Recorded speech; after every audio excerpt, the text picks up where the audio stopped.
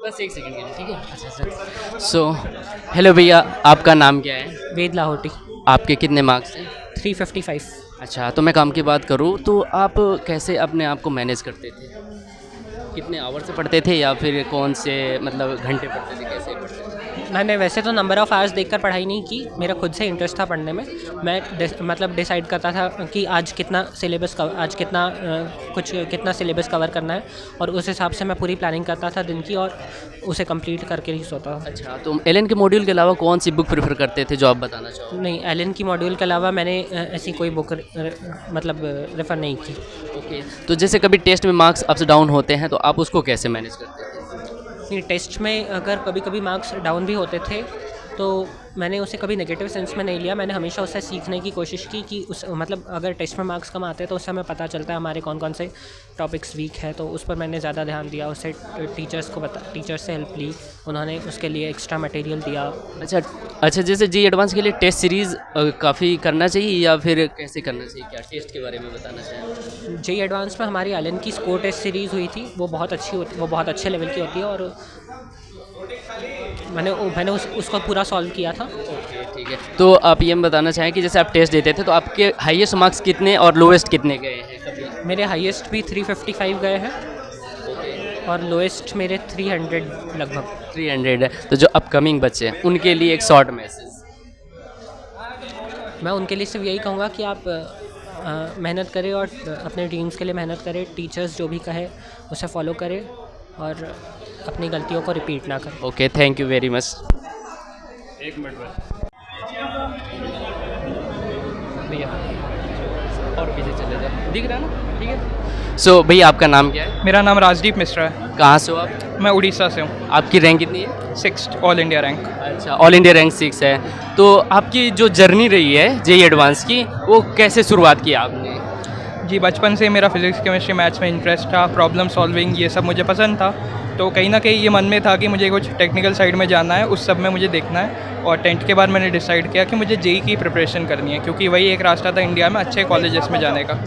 अच्छा, तो आपने 11th से जेई एडवांस की प्रिपरेशन शुरू कर दी थी। तो आप किस सेंटर पे पढ़ रहे थे?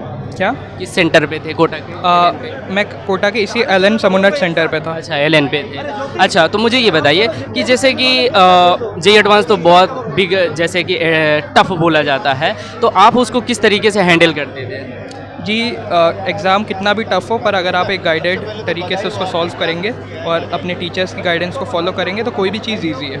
अच्छा, तो आप सिलेबस को जैसे कि पार्ट वाइज लेके चलते थे, पर डे का शेड्यूल क्या होता था? जी, जैसे हमारे क्लासेस में चल रहा है, और हमारी क्लासेस में ऐसा चलता था जैसे क्लास 11th का सिलेबस एनसीईआरटी के हिसाब से है, उसी ऑर्डर में हमारे भी चैप्टर्स होते थे, और मैं भी उसी ऑर्डर में उन चैप्टर्स को पूरे 100% एनर्जी के साथ सॉल्व करता था। अच्छा, आप आवर्स के हिसाब से पढ़ते थे या फिर एक टारगेट होता था कि मेरे को इतने चैप्टर इस दिन पढ़ना है, ऐसे कैसे होता था? जी, मैं दिन में टाइम शेड्यूल सेट रखता था कि इसी टाइम पे यही यही चैप्टर पढ़ना है या ये सब्जेक्ट पढ़ना है, और ट्राई करता था कि इन शेड्यूल को स्टिक करूँ मैं पूरे 1 साल या पूरे 2 साल तक। अच्छा, तो मैं अगर बात करूँ कि जैसे जेई एडवांस के लिए क्रैक करने के लिए कौन सी बुक है जो आप प्रीफर करते थे, आप यूज़ करते थे, आप सॉल्व करते थे, उसको रिवील करना है?